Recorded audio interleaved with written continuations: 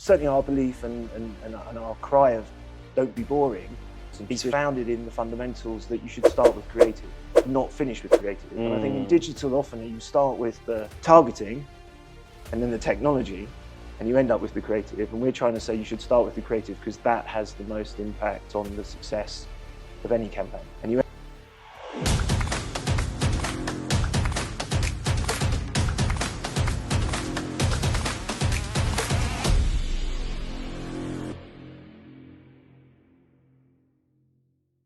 Good morning, good afternoon, and good evening, and welcome to yet another edition of the Pure Digital Passion Podcast with me, Moses Kemibaro. My guest today is Paul Thompson, the Chief Commercial Officer of Eskimi, a digital side platform or demand side platform dealing in digital advertising with a very significant footprint globally, 40 markets globally, and more importantly, significant in Kenya, markets like Nigeria, and also South Africa on the African continent. Thank you for joining us, Paul. Thank you for having me, Moses. Yeah, so Paul, tell us a little bit about yourself and your background, maybe just to give us a sense or a flavor of who Paul is. So listen, first thing is I'm old enough to remember when creative and media were the same thing. It was they were like together before they separated, yeah. Before they separated, and I think we're seeing a trend where media and creative, or certainly media ideation and media buying, is coming back together again in almost that full service model, which has basically separated over the last 20 years, and hopefully it will come back together again. And I think maybe to the point of why you're in Nairobi and why this is so important for Eskimi is because there's this reunification happening, because I think we have to think about the entire customer journey when it comes to advertising and marketing, isn't it? Yeah, absolutely. I think certainly our belief and our cry of don't be boring is founded in the fundamentals that you should start with creative, not finish with creative. And I think in digital often you start with the targeting and then the technology, and you end up with the creative. And we're trying to say you should start with the creative because that has the most impact on the success of any campaign. And I think it goes back to this point that I think for many years, this need to drive conversions, seeing very attributable results from campaigns, has meant that there's sort of a shift towards the science and less of the art, right? Well, it's led to gamification of the entire digital ecosystem, because what you're doing is your conversions are being driven by what a computer tells you. And if you put creative at the beginning of the process and you focus on attention, you're bringing humans back into the aspects. So you're driving human change rather than change that a computer can track and monitor. The other part of chasing conversions is you're wasting a huge opportunity. You're spending a huge amount of your budget in a very wasteful way. And the reason being is because less than 2%, between 2% and 10% of clicks end in the sale. And so even being generous, 90% of clicks have no value at all. And if they have no value at all, and then you have to look at what's going on in the ecosystem with ad blockers and ad blindness and all of those trends that we're seeing with consumers being switched off from engaging in ads. And you've got to look at what we've done historically to drive that, and that's part of the problem. So putting creative back at the beginning should help consumers engage more with the ads, not less. So tell us specifically how you see Eskimi solving that problem, because I think it is a significant problem. You talked about ad blockers. Consumers are a little bit wary when they see ads of maybe poor quality. Tell us how Eskimi specifically is addressing those issues.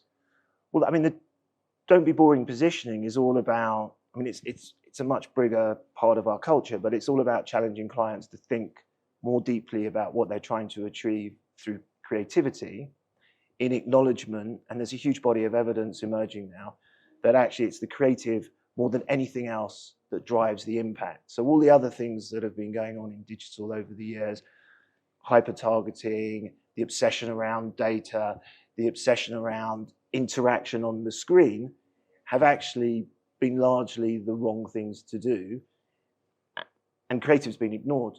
So putting creative front and center should drive value, should drive better success for the clients, and should deliver better results.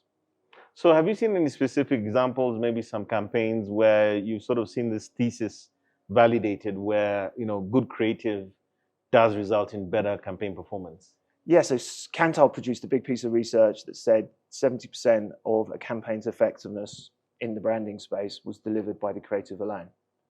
So nothing to do with the targeting, nothing to do with the optimization, just purely the creative. And I think there's an increasing body of evidence to suggest that it's the creative that finds the audience rather than you defining the audience. And the way that we define audiences within the digital space is slightly divorced from how you would do it in traditional media, where you had these broad audiences, you put the creative in traditional media, the creative did all of the heavy lifting. We've always expected in digital, since the very first ad, that the targeting would do the heavy lifting and the effort wouldn't be really placed on the creative. And we're trying to say, place the effort on the creative, that will deliver the success in your campaign. Are you facing any challenges or issues when it comes to sort of shifting that perspective with the advertisers and the clients that you deal with so that they start paying a little bit more attention to some of these elements? Yeah, I mean, definitely. I mean, Africa's a really good example. A lot of the markets we operate in are very performance driven, and trying to connect the reason why you would do creative to the entire campaign. So I think branding plays this. I mean, there's lots of evidence in traditional media that branding plays a significant role in ultimately driving your conversions, because it's the classic drive awareness, drive consideration, you know, the purchase funnel, drive appreciation of the brand all the way through to purchase.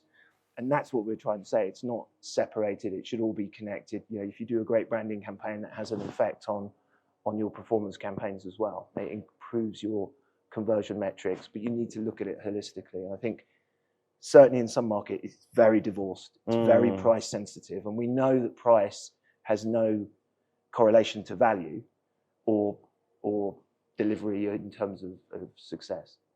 Are there any specific nuances you've seen in your role as the Chief Commercial Officer with regards to how, you know, the evolution is happening with programmatic and advertising in Kenya, Nigeria, South Africa, the African continent? Any things that you see that are somewhat endemic to this region, and how you're able to address them as Eskimi? I mean, it's a good question. I keep getting asked, you know, like, what's my opinion? What are the differences? And there are, generally speaking, the technology is there. The technology works in the same way. You know, whatever we see as trends, particularly things like attention, they're rapidly spread. You know, like the number of conversations I've had in Africa around attention it's the same as the ones I was having a year ago in London. Okay. It's like those global trends of what matters spread very quickly. You know, the platforms are global. We're a global company. We like to think locally, so that's the important part. So we have a global perspective, but local people that can give us guidance on the ground, and that's super important when you're thinking about cultural nuances, publishers that you work with, and creative. So coming back to this Don't Be Boring campaign that you're launching here in Nairobi in Kenya today, can you tell us a little bit more about what that means in terms of, as a milestone, as a key moment, in terms of how Eskimi is transforming its business, its proposition for the marketplace in Kenya and the rest of Africa? So, I mean, when we were thinking about the concept of Don't Be Boring, we wanted something that was relevant across the entire company and across every market that we operate in. And we operate in very diverse, very wonderful markets. All of our markets that we operate in are super fast growing. So if you look to some of the markets from previous roles, like UK and France and Germany, they're like basic anemic single-digit growth at the moment. Digital is pretty saturated in those markets. The budgets aren't going to grow significantly. In fact, there's quite a lot of cannibalization because there's new entrants like retail media and Amazon and TikTok. Keeps fragmenting, yeah? It sort of fragments a little bit, but then it's really consolidated into like 4 or 5 big platforms. Okay. But actually, if I look at the markets that we're in, and Africa is a good example, these are super fast growing markets, partly because there's still quite a lot of traditional media spend. Super creative markets because of all of the different cultures that you see across the continent. And clients are now at that stage where they can see what's going on in other markets, and they can see their colleagues in Europe spending more and more on digital, so it must be working. Yeah. And they're now trying to figure out that switch and shift more budget. So it's a great place to be. More budgets shifting into digital. And Don't Be Boring is our rallying cry to clients. This is your opportunity to really change the way that you've thought about digital and to challenge yourselves, as we would want you to deliver great campaigns. Tell us a little bit about the creative capabilities of your platform today, because in my earlier conversation with Vitus, your CEO, he talked about the fact that you're kind of looking at it end to end, thinking about the whole customer journey. So really from the top of the funnel where we're looking at awareness all the way to conversion. Maybe tell us a little bit about what your platform is able to do when you're addressing creativity. Because I think one of the things that I know about looking at Eskimi ads here in Kenya is that they usually have these very interactive elements, something that, you can interact with. It sort of spins, it turns, and it generally catches your attention. But what else can, customers expect in the platform in terms of actually creating the creative, or the fact that I think you have an in-house studio that actually serves your clients' creative needs? Yeah, so we have we talk about technology a lot, but we have an in-house team of people, actual humans, who do create. And we've invested in a team of creatives that can think creatively about a brand, that can think about innovation. And of course, they're that interesting blend of sort of creatives and technologists. Yes. Because they have to code and they have to think about, the digital publishers that we're going to work with. They have to think about high impact ads that are not annoying. Left brain, right brain. Yeah. So it's a good mix. So we've got the people in place. We obviously try and spread that across all of the markets and take learnings from all of the markets. Like Nigeria is different to Kenya. Lithuania is different to Bulgaria. So we try and take the best of all of the market learnings. We're always on the look for who's doing really interesting creative work. We're always challenging clients to do that. And then we build that into the platform. So as Vida said earlier, we start with the creative process. We think about how technology can enhance that. We think about the publishers, the data that we have, and how that is all packaged up for clients in order to deliver branded success.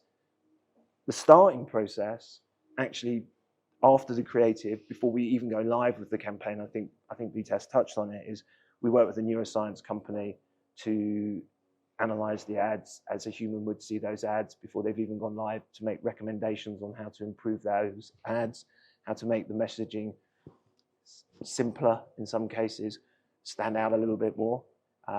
It's quite interesting. We actually ran our own branding campaign, and "Don't be boring" was actually one of the taglines that caught the most attention. Oh, really? So we're in the right space. Did some A/B testing there. We did some A/B. We ate our own dog food. We do the neuroscience. The neuroscience comes back with recommendations. And again, it's a global standard of neuroscience. It's a company that's working with lots of other brands to design ads that are impactful and not wasteful. And then we measure it at the very end of the campaign with, again, globally recognized attention standards. And we've moved away from, well, I'm hoping we're going to move away much more this year. We've moved away from that conversation around, this is measured by a computer, it's a click. This is measured by a computer, it's viewable. And none of that really means anything, because it's not actually looking at what a human's doing. And that's where attention is really starting to open up the debate around what's important in digital, which is, has a human seen it? How long have they seen it? Have they seen it long enough for it to have that effect on the part of the brain that makes you fall in love with a brand and do something like go and buy it? And we know that, creativity adds that brand equity, and it's that brand equity which is valuable to CMOs, and it's what ultimately changes the consumer's perception to a brand.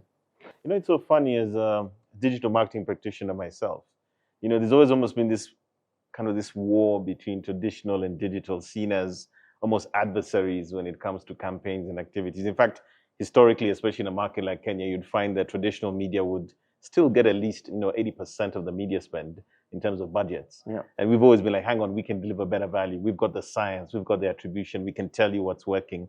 But it feels to me like almost going back to first principles of marketing, first principles of branding, in terms of how do you create that emotional connection? How do you speak to the human? How do you create emotional resonance? And then somehow package that within a digital experience. It seems to me that that's where things are going again, right? Yeah, absolutely. And again, I had a very interesting conversation with a CEO of an agency in Nairobi who said exactly that. And it's almost like I'm old enough to remember when it was full service. It's almost like we're going back to what used to be considered normal practice. You do the creative, you think about your audience, you think about the channel. The channels, and again, we talk about channel planning, we talk about omni-channel a lot, but actually, if you look at it, as you just said, there's this big divide. I'm not sure the agencies are really connecting digital with traditional, because it should be one. It's like what's one holistic thing, yeah. Of course. What is the role of your traditional media within the plan, and how is digital going to support that and amplify it? What's your lead medium? Now, we talk about digital a lot. Digital is now the dominant way that people consume media, right? Whether it's through your phone or through your laptop, through a streaming service, whether it's the time you spend on social networks. Interestingly, actually, 2/3 of your time is still spent on the open web, on public. Correct, yeah. Publishers. So that's where people are spending their time. That's where the eyeballs are. That's where you should focus your attention. But equally, fitting it all together, considering how digital is going to enhance your traditional media plan, how digital is also going to be sequenced, which is something that we're going to start to educate clients on. Is like, what's the sequencing of your story? Because traditionally, it's like one message. Yeah. And actually, you can use multiple messages if you sequence them correctly within digital. So much is changing. So much is evolving. What do you see as the way forward? Thinking out, 2 to 5 years at Eskimi, the plans you have, and of course, today you're sort of having a key moment when you're going to speaking to the industry, the advertisers, the brands about this "don't be boring" approach. What do you see going forward from here in the next 2 to 5 years? I mean, it's a brilliant question. I mean, if we get our plans right, we'll continue to invest in all of these wonderful markets, and we'll continue to support clients on this journey from maybe not thinking about creative in the way that we think about creative, so help them think about creative, but more importantly, prove that creative adds value over and above just doing it because you want to be more creative and have something that's high impact. It actually has demonstrable, monetizable value. You get more back, you get better ROI by doing it. I think a lot of the stuff that we're going to be doing is bringing this end-to-end creative and measurement frameworks to markets, and proving that attention is more valuable than a click. I think that's certainly going to be something that we're going to be focusing on. And I think, as the business evolves, we'll evolve with the market supporting our clients. I think over the next 5 years, there's a lot happening. Like we probably haven't even touched on it. It's like, what role is AI going to play within the Eskimi business? And we're starting to experiment a lot with AI across every aspect of the business, including engineering. But we're also thinking about, how does it improve creative? How does it improve creative thinking, ideation? How does it improve the way that we come about planning campaigns? Like defining a target audience. How do we think about, potentially at some point utilizing AI to produce those sequences of creative? Wow. But it's very early days, and I know that there's always a danger of overestimating the short-term impact and underestimating the long-term impact. So I think AI will have a much bigger effect in 5 years' time than it will have immediately. But it's super exciting to be at the beginning and start to experiment with and think about how it's going to make our business more effective for our clients. So thinking about all these new evolutions and changes and transitions that are now happening, both within Eskimi and globally, because I think you've attributed quite a bit to this attention economy or attention moment that is so critical. What would you give, or what would you impart to our marketing practitioners, our brands, the people who are in charge of campaigns? What are some of the things that you think they should keep in mind with all this evolution that's happening, not to mention AI sort of coming into the stack as well? So, I mean, what I would say is, look, attention is a hugely valuable commodity. There's a brilliant book I read recently, which is called Stolen Focus, which just talks about how basically your attention has been stolen by all of the other things that are going on, like social networks being gamified to constantly grab you, those little dopamine effects that you have when you get an update, and that human attention is actually shrinking. Oh, literally, they don't have space anymore. Well, they're so used to having that 50-second snack.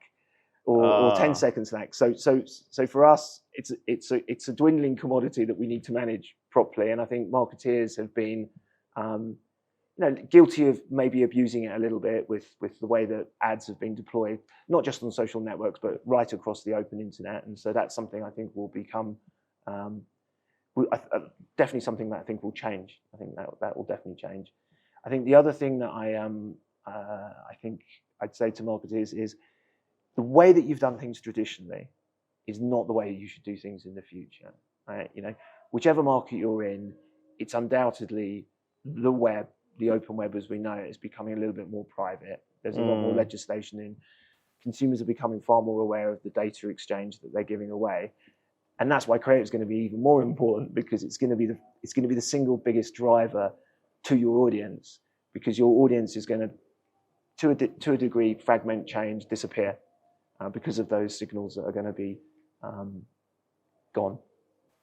And maybe as we come to the end of our conversation, are there any last words, advice, recommendations, any thoughts you'd like to share with your audience? And I think particularly looking at it through the Eskimi lens, and then thinking about, Kenya, the rest of Africa, anything that you think would be critical for them to know?